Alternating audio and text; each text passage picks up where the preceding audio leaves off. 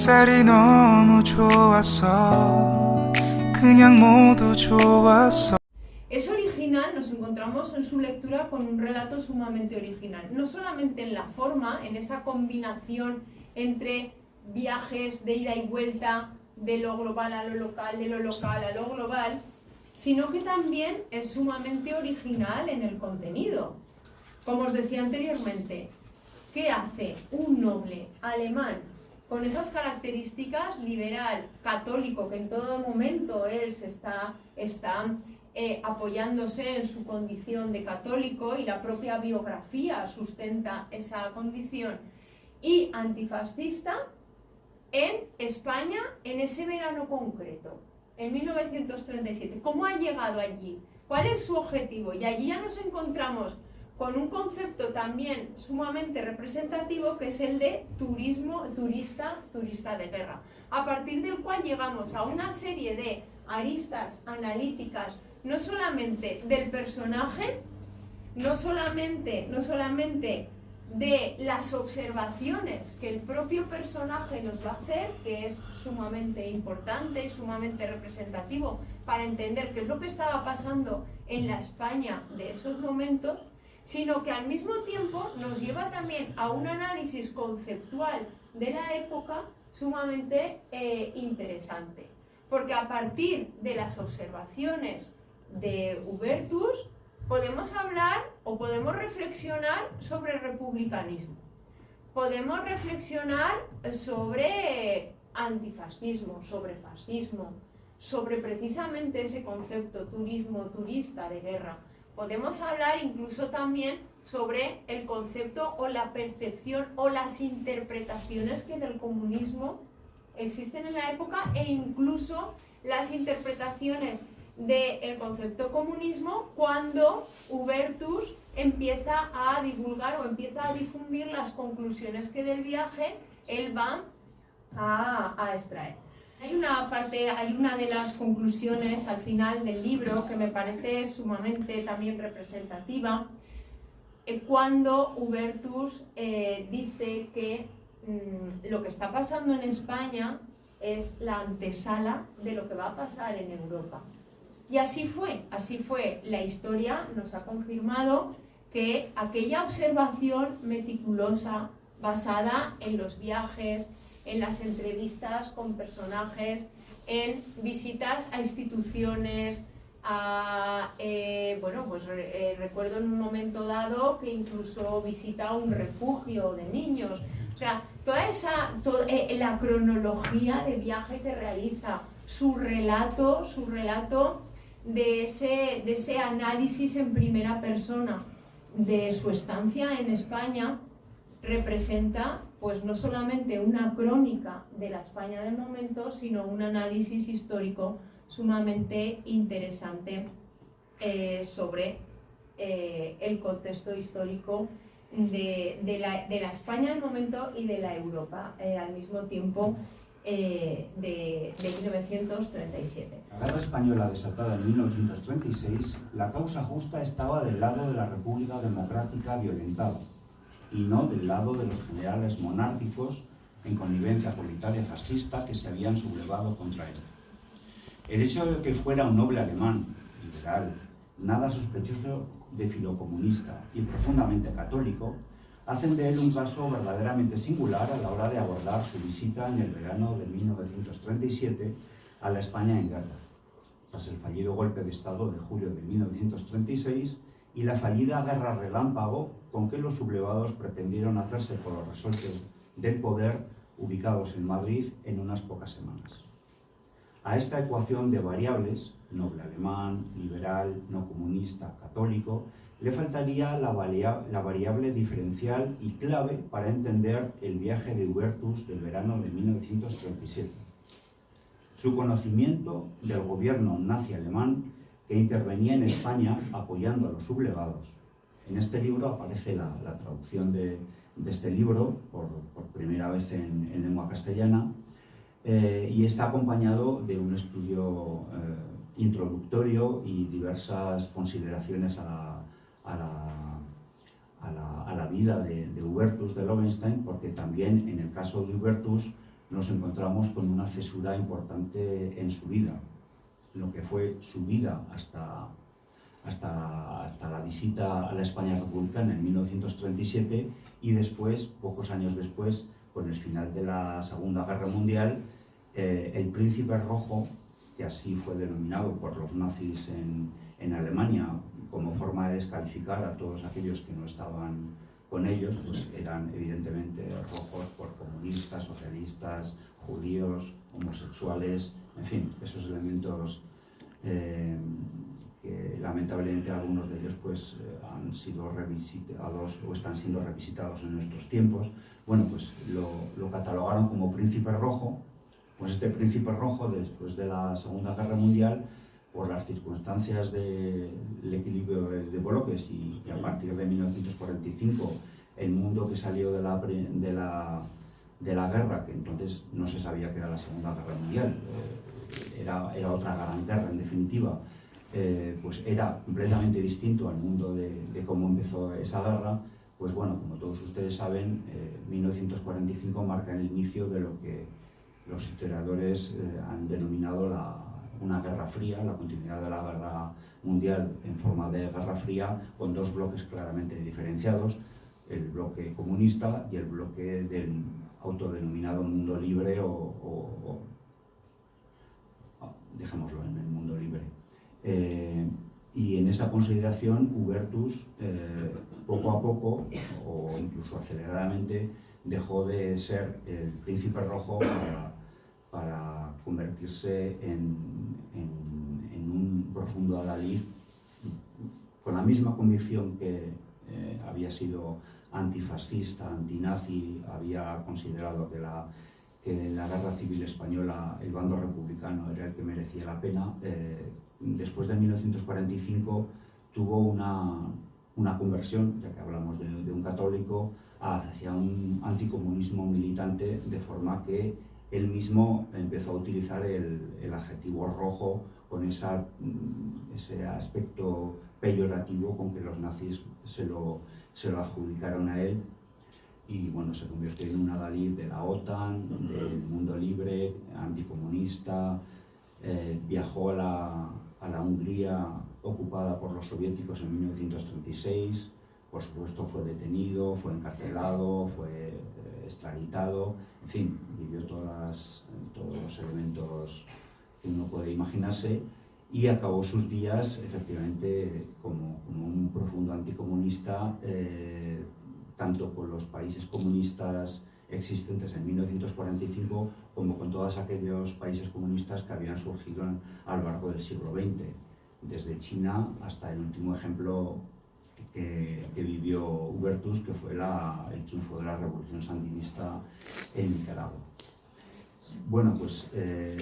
en estos elementos biográficos aparecen, ya digo, que como en dos bloques, porque una cosa es el Hubertus desde su nacimiento hasta el viaje a la España republicana, y otro Hubertus es el que nos encontramos desde su vuelta de ese viaje hasta su fallecimiento en 1984 en Bonn. En muchos casos pues, se dejó llevar por las opiniones de las personas que estaban a su alrededor, en este caso aquella sensibilidad católica que él consideraba que era su referente en la España republicana. Llegó a Barcelona, entonces pues, sus referentes fueron los miembros del Partido Unión Democrática de Cataluña. Entonces, claro,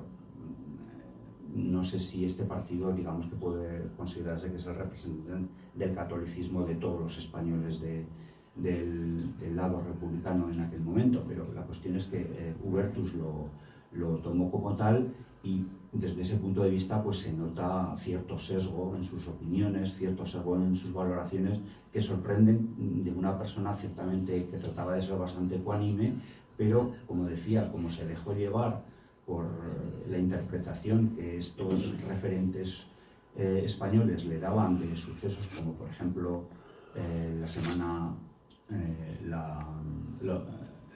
el grave conflicto que había vivido Barcelona y Cataluña durante mayo de 1937, cuando casi se produjo una auténtica guerra civil dentro del lado republicano en Barcelona, pues bueno, la interpretación que da de esos hechos sorprende por su simplismo y por su, evidentemente, su falsedad, pero bueno, desde ese punto de vista consideré necesario introducir un corpus de notas a pie de página pues para tratar de relativizar o de poner en su contexto determinadas afirmaciones o aseveraciones que hacía Hubertus en el libro, aportando datos y aportando interpretaciones que considero que son mayoritarias a la hora de valorar esos eventos que Hubertus en determinados casos pues pasa o trata con una frase o con unas cuantas palabras. Él venía a España fundamentalmente a comprobar, como católico, lo reitera varias veces, si todo lo que había leído y escuchado de la guerra civil fuera de España respecto a que aquí se estaba teniendo lugar una cruzada religiosa, a que se estaba defendiendo la civilización occidental de las hordas asiáticas, a que se estaba salvando la cultura y la civilización occidental de los asesinos de curas, violadores de monjas, quemadores de conventos, de iglesias, etcétera, etcétera, pues él lo quiso ver de primera mano. Y esto, en principio, le llevó a querer entrevistarse con el referente que entonces consideró que era, dentro del gobierno de la República, el ministro de Justicia, que era un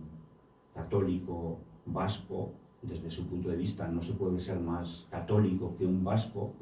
pues un ministro vasco y católico pues era ya la supremación de todo. Entonces tenía previsto entrevistarse con este ministro para plantearle todas esas dudas, aparte de lo que él pudiera ver durante el viaje, durante su recorrido, pues para plantearle en esa entrevista todas las dudas, todas las interpretaciones, todas las visiones que se estaba teniendo del conflicto español fuera de las fronteras. Él se enteró de la Guerra Civil Española, curiosamente estando en Hollywood. Estaba en ese momento pues, intentando buscarse la vida como guionista de alguna película en Hollywood, y entonces le llegó la noticia del estallido de la Guerra Civil en España, e inmediatamente vio que había un sector absolutamente mayoritario de la prensa norteamericana que directamente asumió como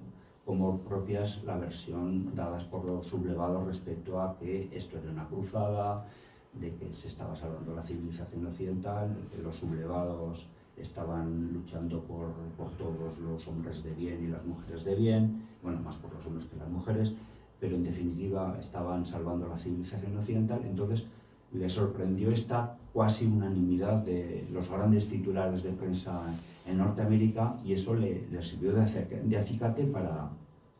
querer venir a España. El gobierno de la Generalitat, a través de la Consejería de Propaganda, pues le dijo: no te vas a Valencia, mañana en el coche te enviamos al frente de Aragón para que veas allí cómo van las cosas, cómo va tanto el cerco de Huesca, como luego te acercaremos a la ofensiva de Zaragoza para que veas cómo la República no solamente no retrocede, sino que está en condiciones de disputar de tú a tú con los fascistas. Y entonces, bueno, pues para que veas. Entonces, me imagino que le haría poca gracia porque no era más que un desvío de su objetivo fundamental, pero bueno, como buen noble alemán, persona de orden, pues si le hicieron esta recomendación, pues él la asumió como tal y aprovechó el recorrido efectivamente para no dejar de observar pues lo que él consideraba que era interesante a efectos de sus inquietudes con que vino a España. Lo que sucede es que, claro, pues, él no había estado nunca en una guerra, no había estado nunca en el frente de batalla, y entonces pues vivir el cerco de Huesca pues a pocos cientos de metros o decenas de metros de lo que era el cerco de Huesca, y luego pues vivir en primera persona pues la masacre que se produjo en la localidad de Quinto, en Zaragoza, cuando fue reconquistada por el Ejército Popular Republicano, y estar presente en uno de los bombardeos cuando en el cerco previo a la toma del pueblo de Belchite, pues imagino que le produjo bastante impresión, como así lo refleja en su libro. Entonces, por tanto, tenemos con que al objetivo inicial de Huertus se cruzó esta deriva, digamos, belicista, que hace que una parte del libro pues, esté desarrollado en algunas localidades, tanto del cerco de Huesca, pues en Montaragón, en Napiés, Cena, Tierz, Estrecho Quinto, aunque no aparece nombrado como tal, Siétamo sí que aparece nombrado, y luego algunas de estas localidades previas o cercanas a la ofensiva de Zaragoza, como es el propio Belchite o la localidad de Codo, o la toma de la localidad de Quinto, que tanta impresión le produjo a Hubertus, entre otras cosas porque descubrió, visitando la ciudad, pues unos pocos días después de que fuera tomada por el ejército republicano, donde todavía no se habían retirado los cadáveres de las calles, lo que más impresión le produjo fue ver que el último reducto defendido por los fascistas en Quinto había sido precisamente la iglesia el llamado popularmente piquete de Quinto, que por el hecho de estar en un alto, pues era estratégicamente un lugar que llamaba a su conversión en un lugar de defensa, pero que a él le produjo mucha impresión porque, y lo dice en el libro, que estos defensores de la religión que utilizan las iglesias para utilizarla para la guerra, para convertirlas en reductos de guerra,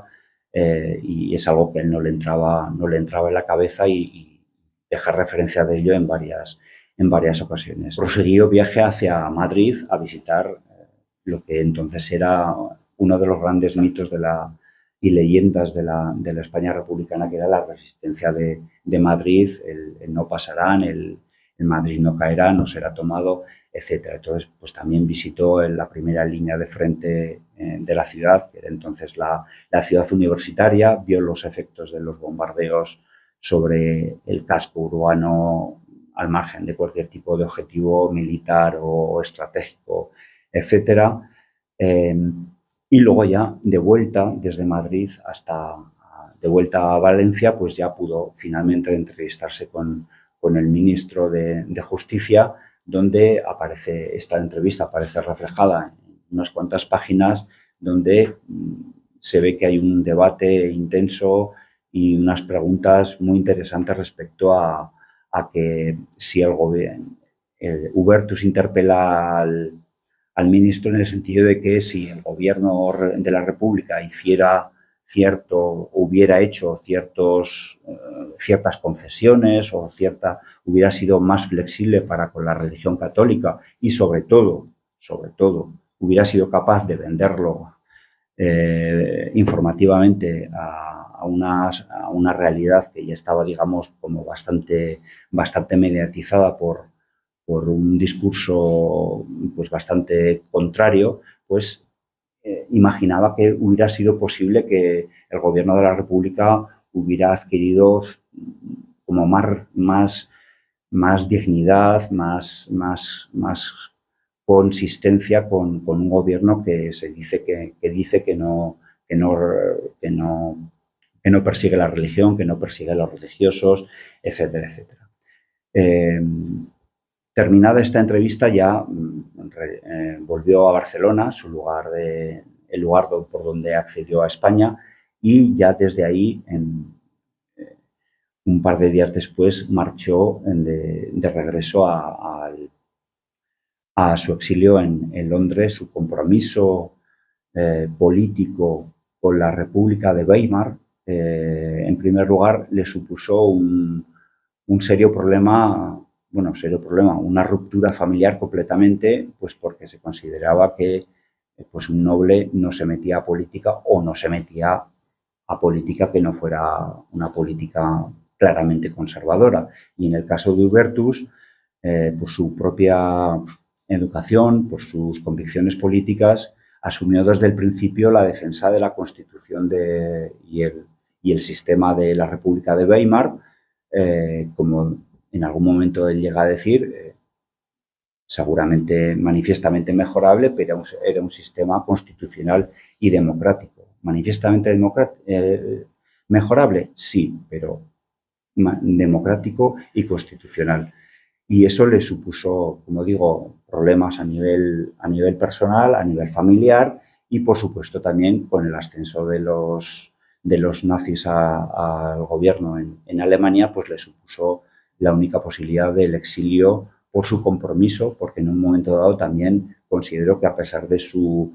nacimiento en cuna noble, pues tenía que mancharse las manos en la defensa de la Constitución y la República de Weimar, y así lo hizo desde un punto de vista, además, pues bastante normalizado, desde el punto de vista pues de dar mítines, a arengar a los jóvenes de los partidos republicanos y democráticos. Pues bueno, eso desde el primer momento le convirtió también en un objetivo preferente por parte del partido nazi, que, como he comentado antes, fue el que precisamente le adjudicó la etiqueta de príncipe rojo, con la consideración de que rojo era, pues, junto con satánico, lo más que se podría decir de alguien. En ese momento, Hubertus le supo dar la vuelta a ese adjetivo, incluso lo asumió con un componente de cierto orgullo,